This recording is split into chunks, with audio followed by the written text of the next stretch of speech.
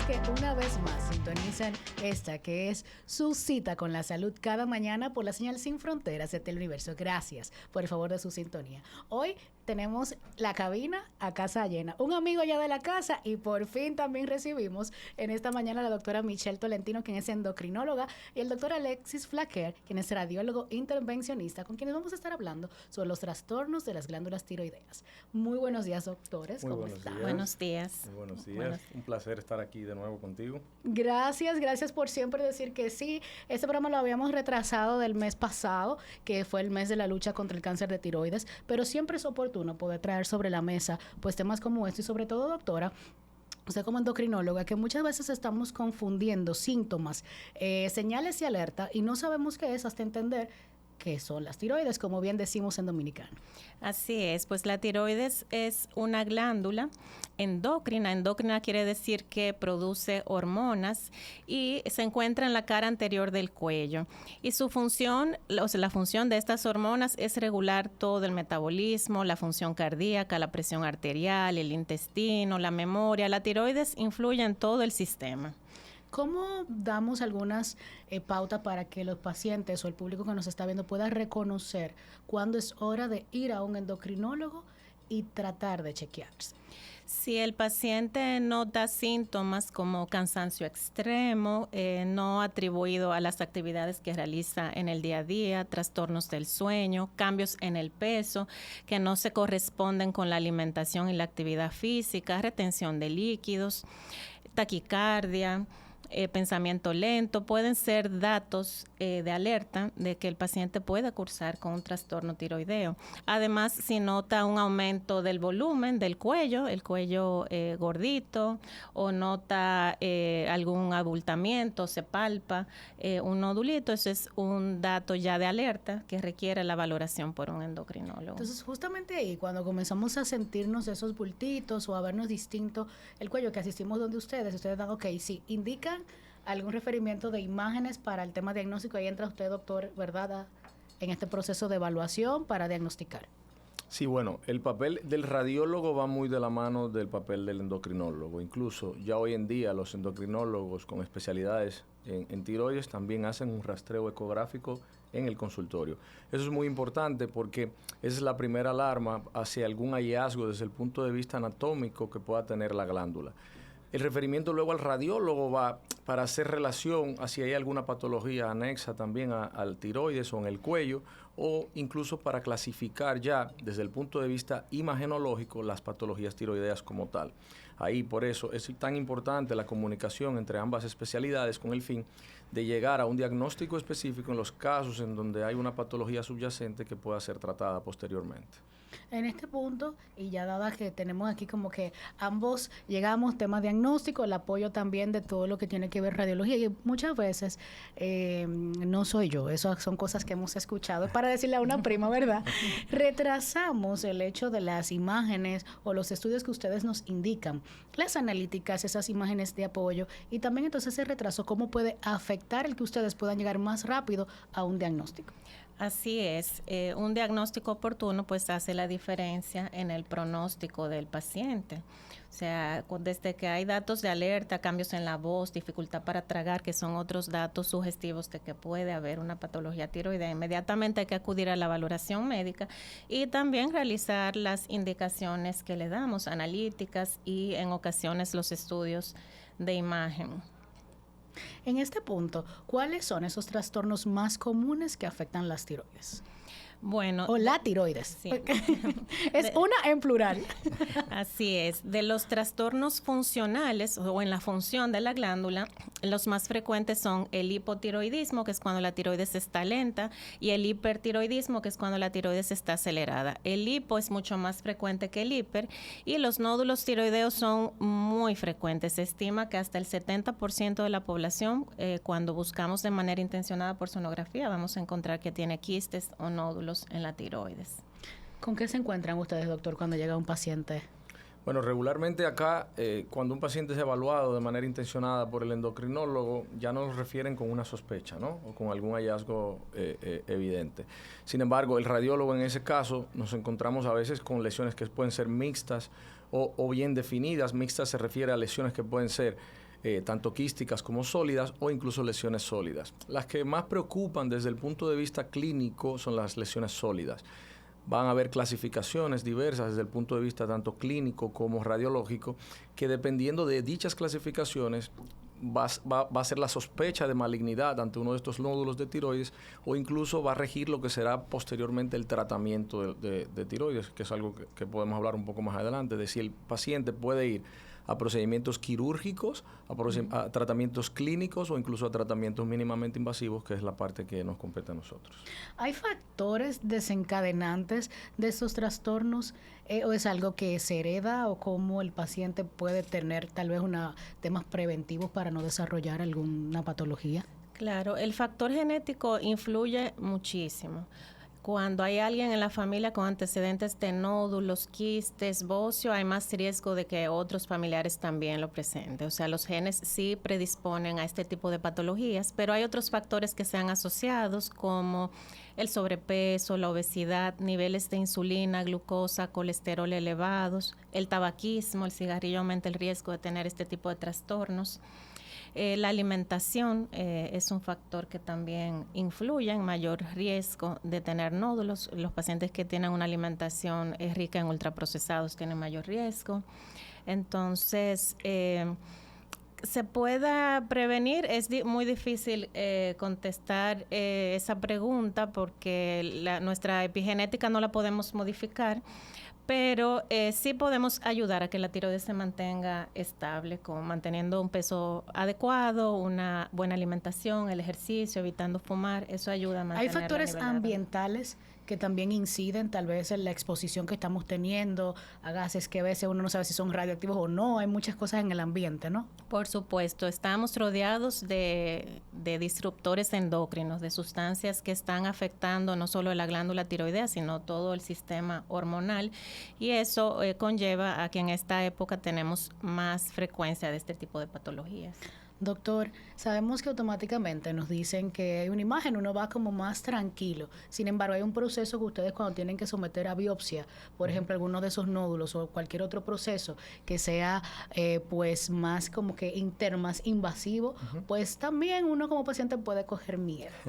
No, pero no hay necesidad de hacerlo. Sí, claro. El segundo paso, una vez el endocrinólogo ha evidenciado alguna alteración y por radiología, pues se confirma.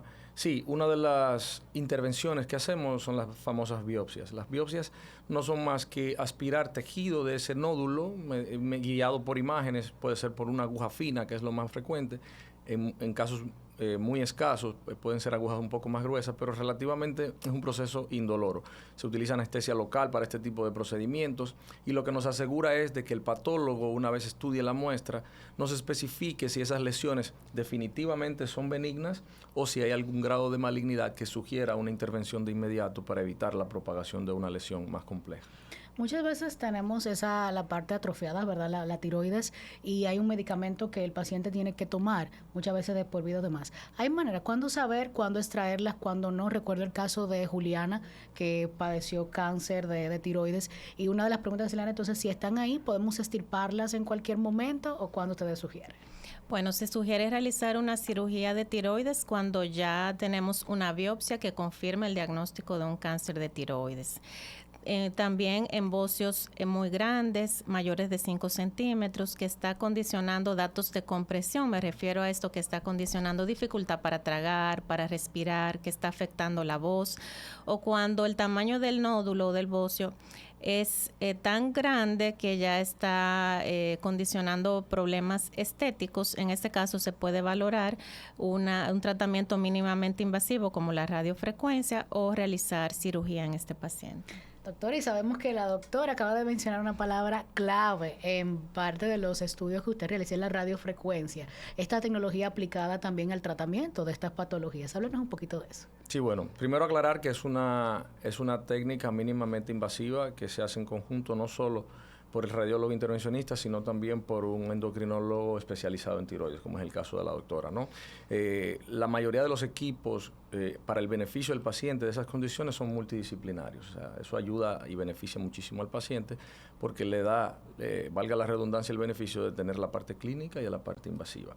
Eso es un procedimiento en el cual no tenemos que hacer cirugía abierta, sino que más bien introduciendo una aguja de un tamaño bastante reducido, guiado por imágenes, que aplica un calor controlado en el nódulo en forma de radiofrecuencia, pues podemos tratar esos nódulos hasta un tamaño límite, ¿no?, determinado por guías internacionales.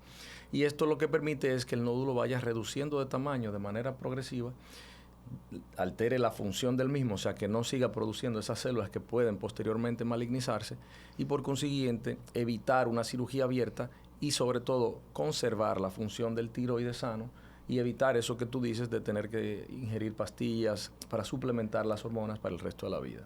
Eso está súper interesante. Entonces, doctora, cualquier paciente únicamente con nódulos pueden optar por este tipo de tratamientos, por así decirlo, o un paciente con hipo o hiper que quiera también sentirse tal vez más menos condicionado con el medicamento oral, también podría. No, este es un procedimiento exclusivo para pacientes que tienen nódulos tiroideos, y la principal ventaja de este procedimiento, como mencionaba el doctor Flaquer, es que preserva la función tiroidea. Quiere decir que después del procedimiento la tiroides sigue funcionando de manera normal, natural, y el paciente no tiene que utilizar suplementación o reemplazo hormonal con levotiroxina de por vida, como en el caso de los pacientes que son sometidos a cirugía. Entonces dirán esos pacientes que se creen que de por vida van a tener que utilizar, ¿qué opciones modernas, qué tratamientos ha traído tal vez toda esta innovación que hay para hacer la vida más cómoda? ¿Hay alguno? Sí, correcto. Definitivamente esta terapia, obviamente, si bien se califica y se elige el paciente, es un beneficio supremo para estos, porque te evita tú tener que incurrir incluso en gastos económicos de por vida, toda la parte de la suplementación que a veces se olvida, o incluso alteraciones desde el punto de vista fisiológico que a veces incluso por un mal llevar de lo que serían los tratamientos médicos pues te pudieran ocurrir. Claro, esto va de la mano mucho con lo de una elección muy individualizada desde el punto de vista de endocrinología, para elegir cuáles pacientes son candidatos y se pueden beneficiar de estas terapias, porque no está abierta a todo público, por así decirlo. Usted puede decirnos quiénes son los candidatos, pero después de esta pausa, así que ustedes no se muevan de ahí, que en breve retornamos con más de Saludando.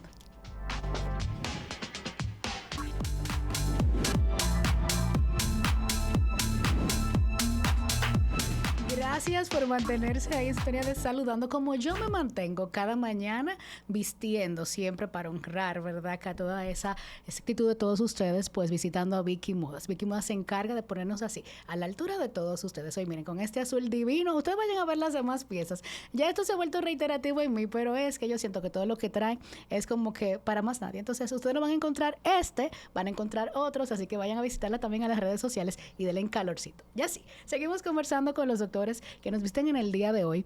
Hablamos de los trastornos tiroideos. Doctor, usted nos iba a decir, antes de irnos a la pausa, los candidatos para un tipo de terapia como la que ustedes estaban conversando. Bueno, principalmente decía, por eso la importancia del manejo multidisciplinario. El primero que elige al paciente para el procedimiento es el endocrinólogo especialista en tiroides.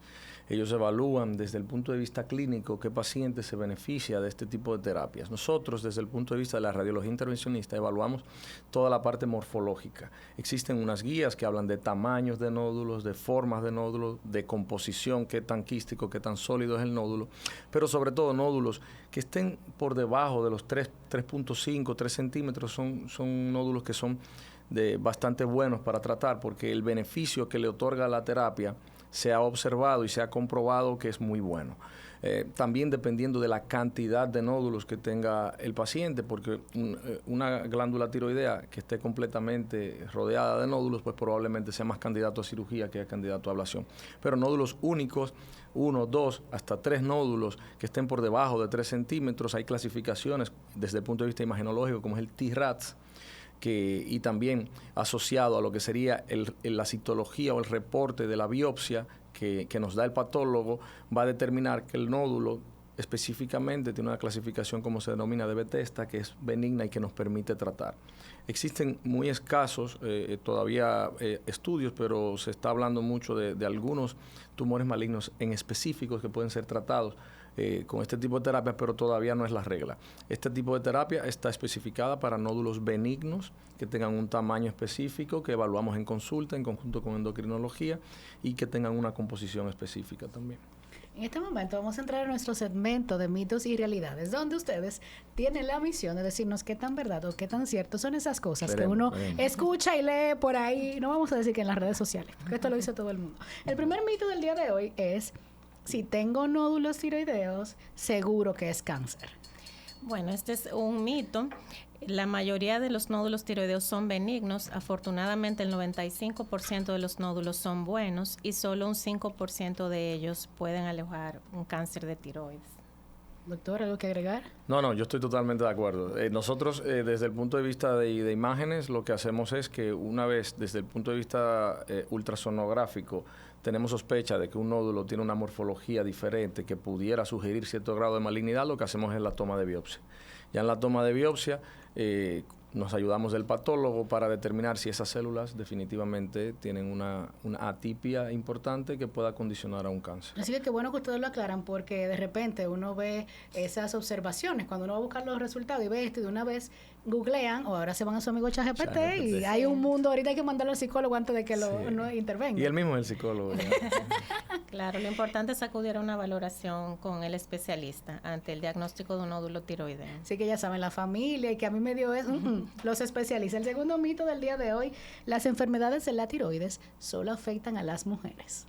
También es un mito. Las enfermedades de tiroides afectan tanto a hombres como a mujeres, aunque sí son más frecuentes en mujeres, pero los hombres también son afectados y pueden aparecer a cualquier edad, desde niños hasta adultos mayores. ¿Esto se da por un tema hormonal en las mujeres? ¿Por qué son más?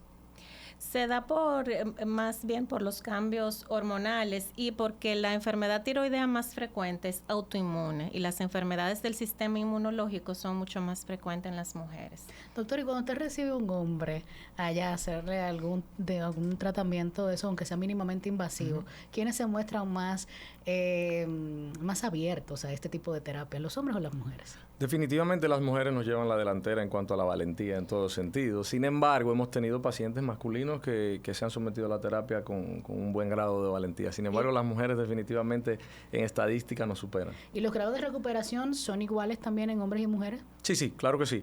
Incluso este tipo de procedimientos son procedimientos ambulatorios que se manejan, se hace una evaluación cardiovascular previa, obviamente, pero se manejan de manera ambulatoria. ¿Qué quiere decir? Que hacemos el procedimiento, el paciente se queda en vigilancia unas horas y ya luego se retira a casa con las indicaciones desde el punto de vista clínico también. Vamos a agregar una ñapa, el tercer mito del día de hoy, que la doctora ya lo veníamos mencionando fuera del aire. Una vez tengo hipotiroidismo, no puedo llevar una vida normal y mi peso siempre aumenta. Esto también es un mito porque con un tratamiento adecuado los pacientes van a llevar una vida totalmente normal y con un plan de alimentación adecuada, actividad física y un adecuado reemplazo hormonal, el peso puede volver a lo habitual. Ustedes como parte del staff de la Clínica Unión Médica, en este punto vemos, usted ha hablado de la tecnología, la doctora de todo el tema del tratamiento multidisciplinar y de todo ese staff también médico, endocrinólogos que tienen que ofrecer a la población en este punto exacto, donde los casos también van en aumento. Sí, definitivamente. Acá lo importante, como los pacientes, lo que recomendamos es que visiten a su médico endocrinólogo, que se hagan sus evaluaciones y que a la hora de someterse a algún tipo de procedimiento, que se asegure de que el staff que lo está evaluando esté certificado para el tipo de procedimiento que se realiza, porque eso te da una seguridad de que se hará bajo los estándares de seguridad internacional y sobre todo de que usted sea evaluado desde un punto de vista multidisciplinario, porque a veces queremos, los que hacemos, me incluyo, dirigirnos por una regla única y eso no siempre va en beneficio de los pacientes. Lo que va en beneficio de los pacientes es que veamos como un todo desde el punto de vista clínico, desde el punto de vista quirúrgico, desde el punto de vista imagenológico. Eso le da un beneficio potencial a todos los pacientes. Sí, y puntualizar que esto es un trabajo multidisciplinario, como mencionaba el doctor Flaquer, un trabajo en equipo para el beneficio de los pacientes. Así que les recomiendo no realizar ninguna intervención si no lo ha visto un endocrinólogo previamente. Cuando me refiero a ninguna intervención es biopsia, radiofrecuencia, cirugía, sin la previa valoración de un endocrinólogo. También no queremos desaprovechar esta oportunidad que nos visita la doctora Tolentino, quien acaba de ser electa recientemente como presidenta de la Sociedad de Endocrinólogos del Norte, ¿verdad? Así mismo. Entonces, ¿de qué viene esta nueva comitiva, o sea, comisión o esta directiva, ¿verdad?, que la acompaña, y cuáles son esas actividades que tienen como que pensadas ya? Sí, pues esta directiva tiene muchos planes con Dios delante, muchas actividades programadas para celebrar el Día Mundial de la Diabetes, que se celebra el próximo mes de noviembre, una actividad para celebrar también el Día de la Acromegalia, la cual es una enfermedad poco conocida, poco frecuente, pero que tiene muchas implicaciones a nivel cardiovascular. Y la verdad es que la sociedad está muy activa. Tuvimos actividades para el Día del Cáncer de Tiroides, una actividad muy bonita con un equipo multidisciplinario que incluyó radiólogos, patólogos, cirujanos, endocrinólogos, porque nosotros creemos en el manejo interdisciplinario, transdisciplinario de los pacientes para beneficiarlos. Así que ya los tendremos por aquí también en noviembre, anunciándonos todas esas actividades para integrarnos. Desde la prevención, porque, ay, Dios mío, la diabetes. ¿Qué vamos a decir del dominicano y la diabetes? Bueno, doctor, en esta parte final, díganos entonces, creo que el mensaje que nos queda más esperanzador de este encuentro del día de hoy, porque siempre uno habla de patologías y aunque entendemos que la tiroides, ay, que pequeñita, pero sí afecta en general. Y cuando hablamos de cáncer en tiroides, pues creemos siempre que es lo peor. Hay vida después de ese tratamiento, hay mejores condiciones también para tener calidad de vida. Claro que sí, tenemos pacientes que hemos evaluado de todas partes del país, que son testimonio de que este tipo de terapias son una opción más a lo que son las diversas patologías que ocurren en tiroides. Si yo tuviera que dar una recomendación final, sería de que evalúese con su endocrinólogo, especialista en tiroides, haga su evaluación y una vez Dios no lo quiera, hay algún hallazgo importante, dar seguimiento con un equipo multidisciplinario es lo mejor que te puedo recomendar en este tipo de patologías. Y la doctora decía que el 95% de los nódulos son benignos, es decir, que si tratamos a tiempo en ese momento, entonces hay más probabilidades de oportunidades de vida. Así es, el pronóstico es bueno cuando realizamos un diagnóstico oportuno. ¿Y ahora dónde podemos conectar con ustedes, con cada uno? Pues nosotros estamos a sus órdenes en la Clínica Universitaria Unión Médica del Norte, en el consultorio 306 de la Torre A. ¿Y usted, doctor? Yo estoy, como era de esperarse, en el área de imágenes médicas, en la Torre E, en el primer piso, consultorio 2. Tienen que llevar el referimiento, ¿verdad? La indicación, doctor. Sí, Vine, porque ahorita van del doctor a hacer cita, doctor. Sí. Regularmente... El doctor ahí con influencers en las redes sociales. No, eso te lo dejamos a ti, pero te copiamos. No, realmente el protocolo que utilizamos habitualmente es que primero el paciente sea visto por endocrinología, haya sido evaluado desde el punto de vista clínico, incluso rastreos imagenológicos primarios, y una vez exista alguna condición que amerite una evaluación nuestra para valorar la posibilidad de un procedimiento mínimamente invasivo, pues con gusto lo recibimos en el consultorio. Aunque yo despedí, nunca, ¿verdad? Nunca estamos a aprovechar visitas como esta y nos queda un minuto, porque me surge una pregunta a raíz de alguien que nos escribió, ya lo vi tarde, pero para no dejarlo, ¿cuál es peor, el hipertiroidismo o el hipotiroidismo? Aquí respondiendo. Sí, el hipertiroidismo es peor. El hipertiroidismo aumenta el riesgo de arritmias. O sea, realmente es mucho más difícil el tratamiento del hiper, pone al paciente en un estado catabólico. El manejo es mucho más complicado que el hipotiroidismo. Ahí está la respuesta para nuestros amigos televidentes. Así a veces podemos leer y otras tantas pues las decimos en la próxima. Y ustedes que no le pudimos responder en el aire, vayan y déjenos sus comentarios también en nuestras redes sociales como Saludando RD con doble D. Repito, Saludando RD con doble D. También en YouTube podrán ver este episodio del día de hoy. Ahora sí, agradeciendo a la doctora Michelle Tolentino, al doctor Alexis Flaquer. Gracias por estar aquí. Los esperamos muy pronto, ya ustedes saben. El que viene a cabina, vuelve a cabina. Ya vemos. Gracias y a por ustedes, gracias a ustedes, gracias por el favor de su sintonía y será hasta mañana cuando nos saludemos nuevamente. Bye bye.